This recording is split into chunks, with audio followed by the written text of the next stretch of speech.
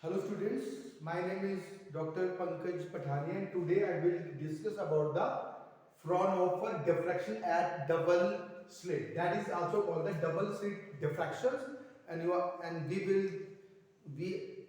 already discussed single slit single slit diffraction in the previous lectures. You can go to my YouTube channels and also subscribe that and give the valuable comments also. Now in case of double slit diffractions, we also calculate the resultant and the intensity in the single slit diffraction. Here is the S1 and S2, the two slit with which can where the diffraction phenomena will be occur and give the maxima and the minimum. Here is the source. L1 and L2 is the two converging lengths. It will fall on the S1 and the S2. These two slits produce the resultant wave. That resultant wave would be interfere to each other also and give the maximum and minimum pattern. Here is two phenomena will be occur. First, diffraction due to these slits. This is the case of single slit and this is also the case of the single slit. And we will calculate the resultant is A sine alpha upon alpha. Understand? And alpha is pi e sine theta upon lambda. That is pi e sine theta upon lambda, and alpha is this, and E is the this slit and B is the width of this. So there are the two resultant come out from the S1 and S2 and again they interfere to each other and produce the maxima minima condition at the screen. Understand? Now we have seen that there are the two rays. A, that is resultant of two. One is basically R, understand, and the another is that is the phase difference of pi. Here we have seen that by drawing the perpendicular to S1 M is here. So total path difference between these two, total path difference is basically S2M. S2M is basically E plus D. Total is here is basically that is E. E is here slit and total is basically D. So total is basically E plus D slit with sine and the phase difference between two is 2 pi by lambda E plus D sine. Understand? These two resultant that is basically the phase difference between the two. So here the two resultant R and R dash. R and R dash will be producing the R.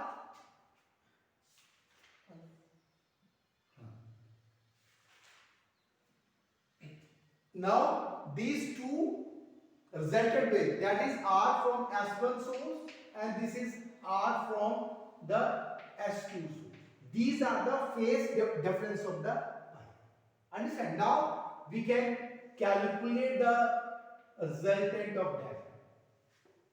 We have seen that. Again we have plot. Now the resultant of the wave resultant from S1 and S2, they have the phase difference of phi, means that is 1 and that's another. That is the phi difference between these two resultant, that is R and this is R. Now we are going to calculate the resultant of 2R dash. That is basically O, A and that is B. Now OB is OB, square is equal to OA square plus AB square plus 2 OA AB cos phi.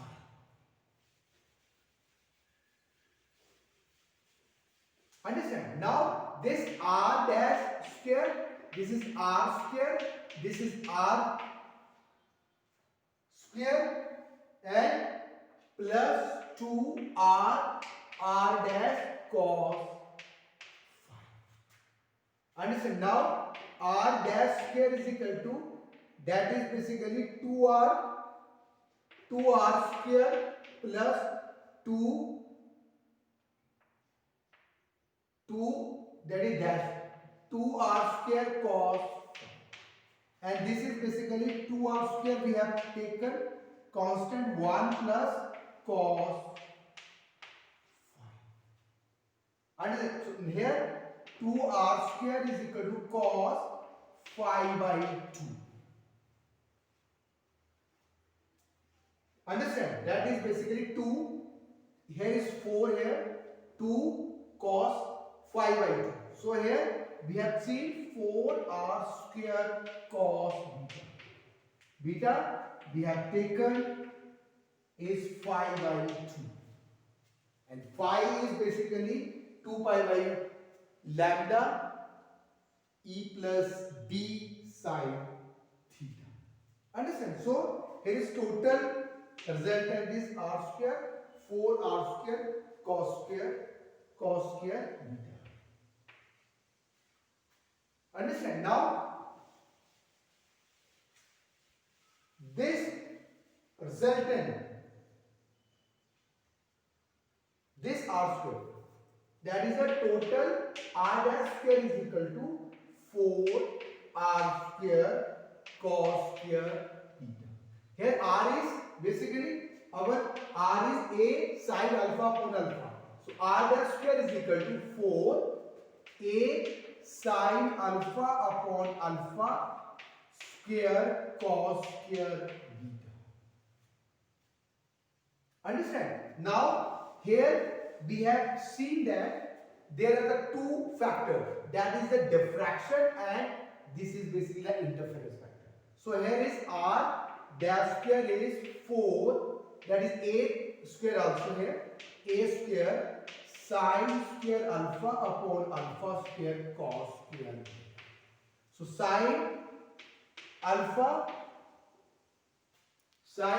upon alpha, sin alpha is upon alpha is basically the diffraction, due to the diffraction factor, and cos square beta is equal to the interference factor. So in case of double slit experiment, there are two phenomena, that is diffraction as well as the interference phenomena will be occur simultaneously and give the maxima and minima at the screen. So now the condition for the maxima and minima for diffraction, in case of diffraction, the condition of maxima and minima.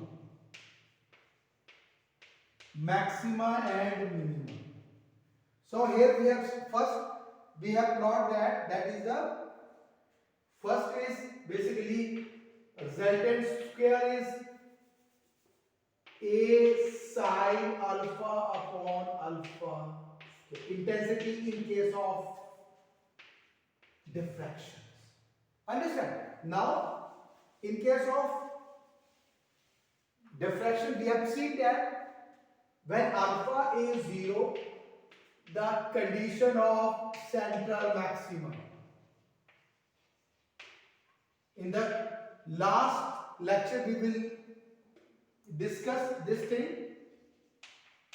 Alpha is 0 means that is infinite and the intensity will be maximum. Now condition for minima,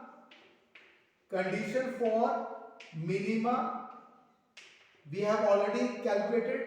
Minima is basically when the resultant is when alpha is 0, then central maxima, and when psi alpha is 0, then it is the condition of the minimum. So alpha is plus minus n pi, and n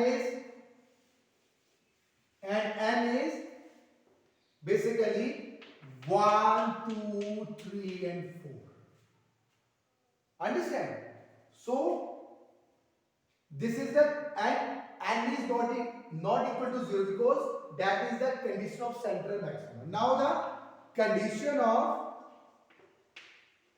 secondary maxima we have already discussed. Condition of secondary maxima we have already discussed in the previous lecture. That is basically alpha is plus minus 2n plus 1 lambda by 2, and n is 1, 2, 3, 4. Understand? So this is the condition of the diffraction in the double slit. Understand? Now in case of interference,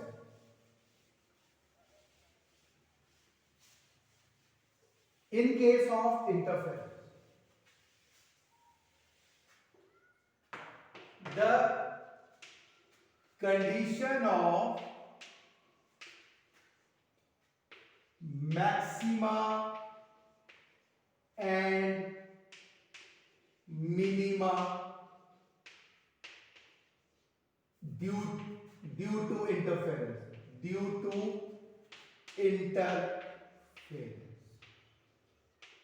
In our factor here we have seen that total resultant at P is, we have calculated a square sin square alpha upon alpha square cos square beta. So this portion is basically the interference. So cos square beta is equal to when it is maximum, it is 1. Understand? And it is minimum means cos square beta will be 0. So when it is maximum, that is 0, pi, 2 pi, that is the maximum condition. So beta is equal to plus minus n pi. N is 0, 1, 2, 3. That is the condition of the maxima. And in case of minima, that is the maxima and this is minima. So minima is basically, that is the case when m is 2m plus 1 lambda pi by 2.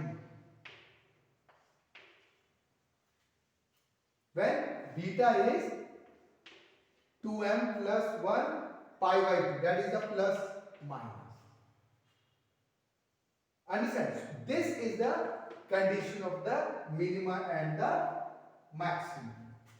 So here we have plot curve. Basically this is the diffraction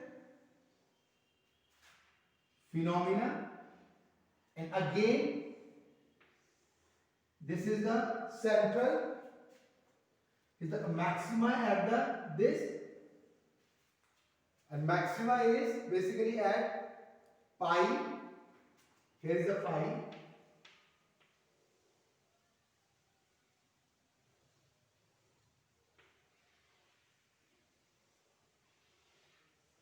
Understand? So this is the interference and this is the diffraction, and total that will be come out to the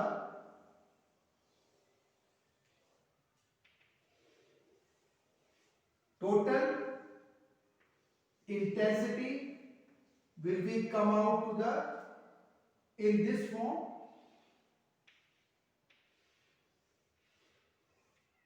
Modulated wave, that is the intensity of the resultant wave due to the diffraction and the interference pattern. So we have calculate the condition. The maxima is basically is a 0, pi, minus plus 2 pi.